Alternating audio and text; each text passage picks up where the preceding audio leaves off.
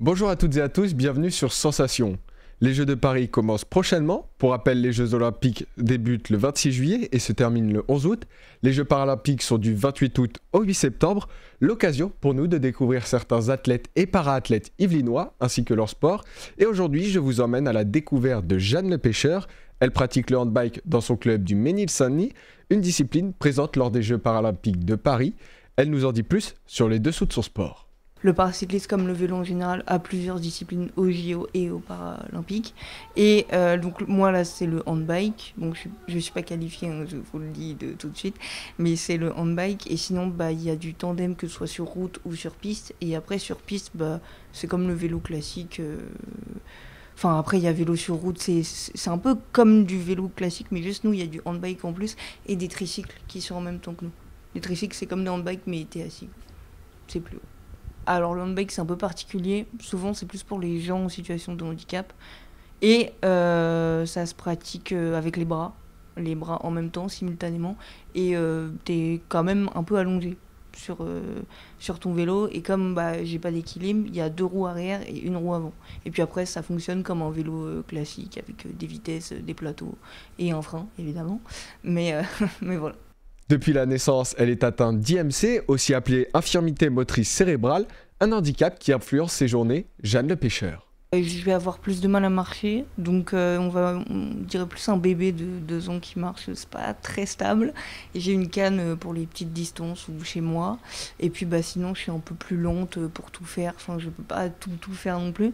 Après je suis quand même pas à plaindre, enfin j'ai le permis, je peux me déplacer, etc. Donc ça va. Mais sinon au quotidien, c'est plus anticiper un maximum et accepter que je mette plus de temps que la moyenne, même si cette phrase ne veut un peu rien dire, mais juste ça apprend à travailler ma patience. Voilà, c'est très bien. Vivre avec son handicap a été plus simple grâce au handbike. L'effort physique lui a permis de se muscler pour mieux marcher, comme elle l'explique dans une interview donnée à Eurosport en février 2023, ce qui a aussi eu des répercussions psychologiques. Jeanne Le Pêcheur. Psychologiquement, ça m'a quand même beaucoup apporté, parce que du coup, vu que physiquement j'ai plus d'autonomie, je peux faire plus de choses pour tout, que ce soit avec mon fauteuil ou ma canne, comme je disais plus tôt. Du coup, psychologiquement, pareil, cette sensation un peu de légèreté et de plus trop me poser de questions sur ce que je fais ou ce que je fais pas. Du coup, je fais et voilà, je me mets beaucoup moins de barrières et du coup, ça m'aide à accepter mon handicap, sur plein de choses. Même si le train, c'est pas accessible, je vais prendre le train, je vais faire comme vous tous, quoi. Et du coup, ça m'a beaucoup aidé pour ça, ce côté plus de liberté. Jeanne Le Pêcheur est considérée comme une sportive montante dans le handbike. En 2022, elle a fini 3e des championnats de France de chrono et de course en ligne. La sportive yvelinoise fait partie des meilleures dans son sport. Est-ce pour autant suffisant pour en vivre? Elle nous répond. Je vis pas du tout du handbike, je fais ça plus par passion et par envie. Donc ce qui me permet de payer mon équipement ou mes déplacements, ça va être des sponsors que j'ai eu à travers les années, mais sinon non, enfin j'en vis pas, quoi, pas du tout.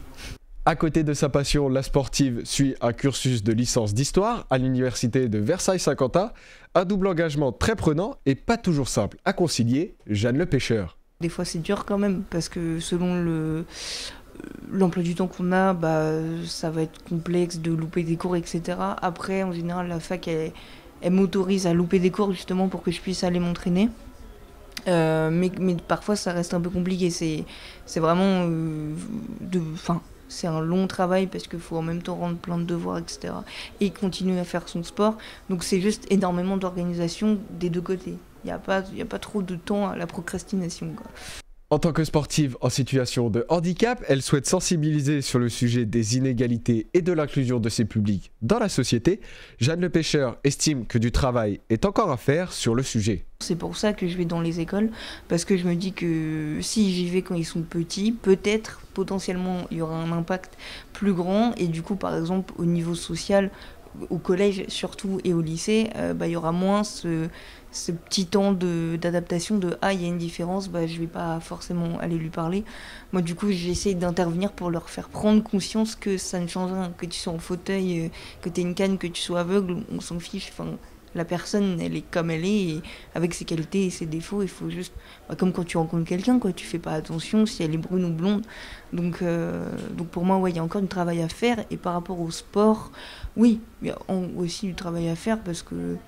Bah, je sais pas, peut-être qu'aujourd'hui les enfants ils font un peu moins de sport, j'en sais rien. Moi j'en ai toujours fait depuis que je suis petite, mais je pense que c'est important de faire du sport, de bouger, parce que même socialement c'est important pour rencontrer du monde, et même en soi ça te donne un but, et puis il y a une hygiène de vie aussi qui va avec, pour bien dormir, faut bien manger, etc. C'est un ensemble. Donc ouais, il faut encore progresser là-dessus. Et dans cette volonté d'inclusion, la ville de Paris et la région Île-de-France ont lancé une campagne de communication en lien avec les Jeux Olympiques et Paralympiques en France. Paris et la région Île-de-France ont d'ailleurs annoncé que 100% des sites olympiques seront accessibles aux personnes en situation de handicap. Une inclusion jusque dans les transports, puisqu'au-delà des JOP, la région et la RATP souhaitent aller plus loin dans l'accessibilité des transports en commun pour les personnes en situation de handicap. Des décisions applaudies par la sportive paracycliste Jeanne Lepêcheur. En ce moment, avec l'engouement très positif qu'il y a autour des Jeux, oui, il y a quand même une amélioration. Il y a quelques infrastructures qui ont été réaménagées, etc. Et la parole des handicapés est quand même plus ouverte et plus présente, en espérant que ça se maintienne après les JO, quoi. C'est plus ça. Mais oui, il y a quand même eu un changement. Des efforts qui devront se poursuivre après les JOP 2024, Jeanne Lepêcheur. On peut faire mieux, faire plus. Par exemple, que les trains soient quand même plus adaptés, par exemple. Ou même les bus, ça va encore. Mais moi, je pense qu'il y a encore du progrès à faire, ça c'est clair. On est loin d'avoir terminé. Il est d'ailleurs plus difficile pour les personnes en situation de handicap de se mettre au sport, Jeanne Lepêcheur. Il y a plusieurs raisons qui peuvent freiner les personnes en situation de handicap à faire du sport. Déjà, en premier lieu, les infrastructures. Il n'y a pas forcément beaucoup de propositions il n'y a pas beaucoup de clubs qui proposent des sections handisport. Et c'est assez dommage, mais pas que en vélo, tout sport confondu. Du coup, il y a ça, il y a un manque d'infrastructures. Et après, il y a l'entourage qui fait que ils peuvent te pousser à faire du sport, mais comme ils peuvent te pousser à faire n'importe quoi, je pense que ça c'est important pour que toi, personnellement, tu ne vois pas ton handicap comme un frein. Et puis après, c'est personnel, si la personne elle aime le sport ou pas. Ça, mais je pense que c'est un ensemble de choses, mais que si tu en as envie, faut trouver mettre les choses en place pour trouver des moyens pour faire du sport. Parce que oui, après, ça a un coût financier, mais en général, comme tout club, normalement, il y a des prêts ou il y a des choses qui peuvent se faire. Donc ouais, je pense qu'il faut vouloir d'abord avec soi-même. Des difficultés qui n'ont jamais freiné les objectifs de la sportive.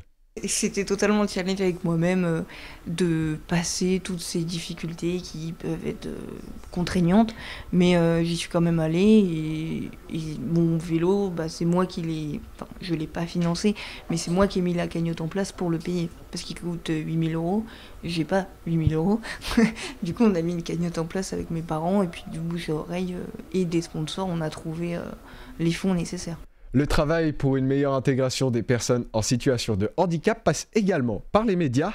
Lors des derniers Jeux de Tokyo, France Télévisions a consacré 100 heures de direct aux Jeux paralympiques, ce qui était un record, contre 650 heures pour les Jeux olympiques. Les médias doivent-ils donc aller plus loin dans la représentation du handisport à l'antenne? Jeanne Lepêcheur. Je pense que les médias ont encore du travail à faire pour mieux valoriser le handisport en général. Le handbike, oui, bien sûr, parce que c'est mon sport, mais le handisport en général.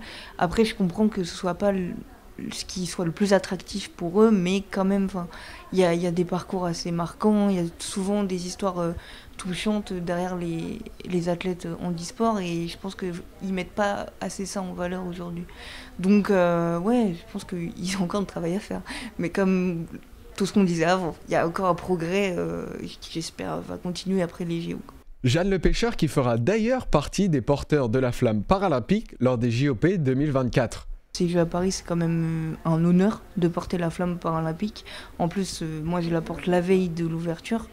Donc, je sais pas trop si ça change quelque chose, mais dans ma tête, oui, ça met encore plus de pression. Mais c'est quand même un honneur parce que c'est Paris, ça fait 100 ans qu'il n'y a pas eu les Jeux à Paris.